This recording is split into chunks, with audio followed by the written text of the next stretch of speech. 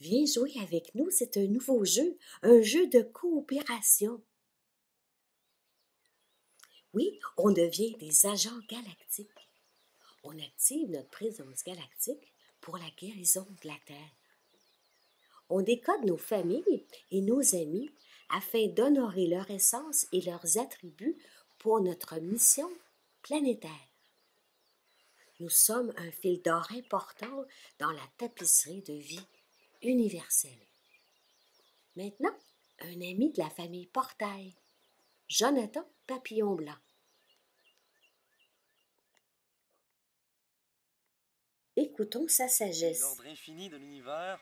Donc moi je m'appelle Jonathan Papillon Blanc, je suis une lune rouge spectrale dans le conte Yucatec dans Dreamspell. Je suis donc l'eau universelle qui purifie par la fluidité, in Lakesh. Et le ton spectral qui dissout la mine de lâcher prise, la libération et qui diffuse. Alors pour moi le ton 11, c'est la diffusion. Alors, je suis diffuseur d'informations essentielles, de métier à tisser. Mon métier est un métier à tisser des liens. Et donc, pour moi, l'importance d'amener les messages fluidement comme ça et qui se promènent. Et prend beaucoup de place dans ma vie. Donc, c'est comme ça que je fais naturellement. Alors, c'est une belle confirmation. Ça fait 7 ans à peu près que je sais mon signe Maya et que je travaille, que j'œuvre avec les différents calendriers, différents comptes Maya. J'œuvre avec 4 calendriers et dans 3 comptes différents pour ce qui est du Tolkien, autant traditionnel Dreamspell que galactique pléiadien. Et puis je les weave ensemble, je tisse en moi toutes ces fréquences, ces vibrations. Et ça me parle beaucoup. Je trouve que c'est un merveilleux outil de connexion puis d'harmonisation. Donc, ce que je peux dire le plus important, je crois, avec cette compréhension-là de qui je suis, c'est une clé qui ouvre la porte de qui je suis et qui me reconnecte à mon code source intérieur et qui me permet de m'harmoniser avec moi-même et de m'harmoniser avec la Terre et avec le ciel, avec tout l'univers et avec mes pères, mes frères et sœurs, tous les gens de la Terre. Et donc, l'harmonisation. Et le plus beau message que je peux dire, tu me demandais qu'est-ce que je peux dire pour les enfants de la Terre. Les amis, il est temps de s'unifier. Il est temps de s'unifier et de s'harmoniser ensemble. Et tout simplement, c'est ça, de s'aimer et de semer une nouvelle réalité, une nouvelle façon d'être, parce qu'on voit bien que ça ne pourra pas continuer comme ça. Il y a d'autres voies à prendre. Je marche sur une voie alternative, une voie de la nature depuis des années, et que c'est tellement beau. On est beaucoup de gens qui empruntons d'autres chemins que celui dicté à la télé. Et on crée nos propres télés, nos propres vidéos, et on joue avec ça. Et on crée un nouveau jeu, le jeu de synchronicité. Le jeu de synchronicité, c'est un jeu pour un nouveau temps, pour une nouvelle terre. C'est un nouveau jeu pour un nouveau pays. C'est un nouveau jeu pour une nouvelle terre. C'est une conscience planétaire unifiée. Et on s'y harmonise dans une solidarité, et on est tous ensemble. Et on pardonne les erreurs que chacun peut faire. C'est au-delà de toutes ces petites choses-là, et de travailler ensemble, et d'œuvrer ensemble, et de tisser ce que nos grands-mères galactiques appellent la courte pointe galactique, tous ces tissages-là de conscience ensemble, et de faire un, et d'œuvrer ensemble pour créer cette belle terre, pour continuer à faire vivre en fait la terre. Hein? La nature, elle est tellement belle. Et quand on l'embrasse, alors moi c'est ça que je trouve le plus beau des calendriers Mayas, c'est que les Mayas embrassent tout. Ils embrassent toutes les réalités. Il n'y a pas rien qui est laissé de côté ou qui est exclu. Alors quand on parle d'un calendrier galactique, c'est que ça parle vraiment de notre galaxie, la Voie lactée, hein, qui est une galaxie à spirale double, comme nous, qui sommes doubles avec 2 yeux, 2 oreilles, 2 narines, 2 mains. Notre ADN est une spirale double aussi, puis avec nos deux mains aussi, on peut faire comme ça, et la cache. Et donc, c'est le tout.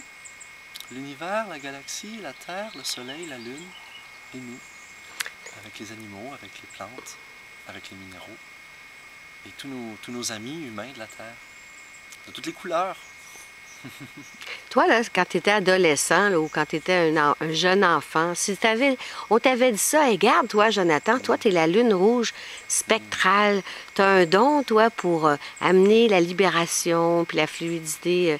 Est-ce que ça t'aurait aidé, toi, de savoir ça? Oui, disons que j'ai dissous beaucoup de choses dans ma vie. J'ai libéré beaucoup de choses. Je suis un véhicule de libération pour le meilleur et pour le pire que je vis avec. Et en le sachant, en fait, c'est ça. En le sachant, ça me permet de m'accepter mieux comme je suis. De dire, hey, c'est dans ma nature, je ne vais pas me changer, je suis comme ça, puis je suis faite comme ça, puis ça a son rôle à jouer. Et j'ai mon rôle à jouer, et c'est correct.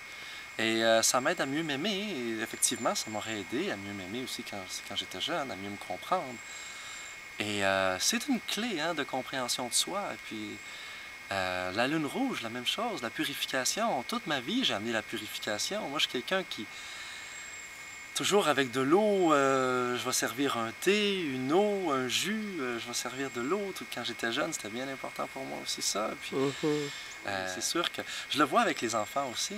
C'est tout de suite, quand je décode les enfants, quand je leur montre leur signe Maya avec leur date de naissance, ben, je vois tout de suite, ça les anime. Ils disent oui, ben oui, c'est ça que je fais. Puis là, maman, elle est quoi? Maman, elle est ça. Ben oui. Puis ça l'aide aussi à comprendre sa famille. Donc, me comprendre moi, mais comprendre ma famille aussi, mes amis, de voir les rôles de chacun. Puis, ah oui, j'adore ça. J'adore ça. Ça permet d'embrasser ces réalités-là, de dire oui, travaillons avec ça, œuvrons avec ça. Alors, dans le fond, ce que tu dis, c'est de s'unifier parce que tout le monde, en général, sur la planète, les gens pensent à l'année 2012 parce que les Mayas ont annoncé que c'était la fin de leur calendrier. Toi, qu'est-ce que tu vois, toi, pour l'an 2012? C'est pour ça qu'on dit que ça se passe ici maintenant. On parle du calendrier Maya avec la ligne de temps et la ligne d'espace et que tout est ici maintenant. Donc, c'est dans le moment présent, dans l'éternel présent. Donc, quand on parle de 2012, on parle d'un climax, on parle d'un saut quantique, on parle d'un moment qu'on appelle une asymptote ou une singularité dans le temps, un moment très précis, mais qu'on est en approche de ce moment-là, c'est une parabole, et de plus en plus vite, on est en accélération aussi des événements du temps. Et donc, c'est déjà maintenant que ça se passe. Alors, j'apprécie que tu poses la question à savoir comment se préparer, parce que on est en train de le vivre déjà. Quand on est dans les gens que je rencontre dans la conscience de 2012, c'est que c'est déjà maintenant. Maintenant, il y a effectivement un moment précis où est-ce qu'on va atteindre un summum d'énergie par rapport à ça. C'est un alignement de notre Soleil avec le centre de la galaxie. On parle toujours du calendrier galactique. Donc, le centre de la galaxie, que les Mayas appellent Hunabku, donc qui est un trou noir, qui est un trou noir. Donc, il y a un moment important de cette énergie-là, d'une autre lumière, une autre forme de lumière qui va rayonner sur Terre. C'est comme une pluie de lumière. Donc, un message important, c'est que si ça se trouve, il y a une prophétie qui dit qu'il va y avoir 3 jours ou peut-être simplement 30 heures, mais quand même de noirceur totale. Donc, pas de soleil, pas de lune, pas d'étoiles, pendant 30 heures ou 3 jours. Ça, c'est une prophétie traditionnelle. On va voir si ça va se passer, mais c'est important, je pense, de savoir que si jamais ça l'arrive, de ne pas paniquer, parce que beaucoup de gens, imaginez, là, 30 heures ou même 3 jours de noirceur, les gens vont paniquer. Donc, dire, ne pas paniquer et prendre ça comme une grâce, de dire, waouh, en fait, c'est qu'on n'est pas dans la noirceur, on est baigné dans une lumière qui est en dehors, qui est tellement forte, qui est en dehors de la lumière visible, qui est tellement forte que même la lumière visible, on ne la voit plus. Et donc, on reçoit cette lumière-là, c'est comme une douche, c'est comme justement de l'eau, c'est comme une pluie de cette lumière de la galaxie. Et de la prendre comme grâce et de rentrer en état de méditation et de recevoir ça. Et ça peut avoir des effets bénéfiques, comme une pluie dans un désert qui fait fleurir les fleurs. Alors, moi je le vois comme ça fait 26 000 ans qu'il n'y a pas plu, et là il va pleuvoir. Enfin, dans le désert de notre petite planète, sur notre petit système solaire, très loin dans la galaxie, et on va recevoir enfin une lumière du centre de la galaxie. Je crois que c'est ça. Alors, il y a bénéficier de cette lumière-là en sérénité, en paix et en harmonie avec les éléments, avec ce qui se passe. Et ça, c'est vrai en tout temps. Que ce moment de noirceur-là arrive ou pas, de toute façon. Quand on parle de moments synchronisés, où est-ce que tout le monde ensemble, comme une nage synchronisée, là, c'est une méditation synchronisée, c'est-à-dire que tout le monde entre en état de bien-être, à faire ce qu'il aime, mais en conscience. C'est-à-dire, on est tous en même temps en train d'être en conscience, dans le moment présent, connectés. Alors pour moi, c'est ça la préparation 2012. Il y a une historique avec ça. Il y a toute une histoire qui commence il y a 16,4 milliards d'années avec le Big Bang, ceci, peu importe, le début de notre univers, et qui nous amène à actuellement. Donc 21 décembre 2012, 28 octobre 2011, qui est un moment important aussi. Et en fait, depuis 2007 jusqu'en 2015, il y a un moment important. Sur un cycle de 26 000 ans, c'est quand même assez précis. Et sur un cycle de 16,4 milliards d'années, c'est très précis. Et la précision sera juste de dire que c'est comme une fenêtre, hein, de 2007 à 2015. Si on rentre dans le cadre de la fenêtre, on a le cadre. Soit de 2009 à 2013, là, on rentre dans la fenêtre elle-même. Il y avait le cadre, puis là, il y a la fenêtre. Et puis là, il y a le centre de la fenêtre avec le 21 décembre 2012. Donc, même avant, puis même après, on est dans la lumière de cette fenêtre-là. Et puis, ce qui est amené là, c'est une période de co-création consciente. Alors, on rentre en prise de conscience de l'univers. Donc, il y a eu conscience cellulaire, mammifère, familiale, tribale, après ça, nationale, planétaire. Oh, moi, je suis né dans cette conscience-là. Toi aussi, Odus, hein? Conscience planétaire. Puis là, conscience galactique depuis le début 2000 jusqu'en 2011. Puis là, 2011 à 2012, conscience universelle. Ouh, ça l'ouvre! Puis là, actuellement, dans la conscience galactique, ce qu'on est à ancrer comme caractéristique propre, c'est l'éthique du cœur. Hein?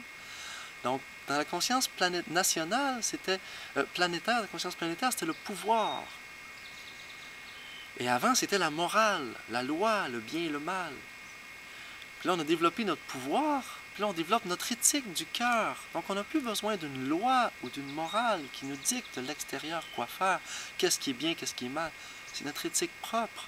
Dans notre cœur, on sait qu'est-ce qui est bien, qu'est-ce qui est mal à chaque moment. C'est pas toujours pareil. Des fois, c'est bien, des fois, c'est mal, la même chose. Donc, ça prend une éthique pour faire la différence. Puis de se faire confiance à son intuition.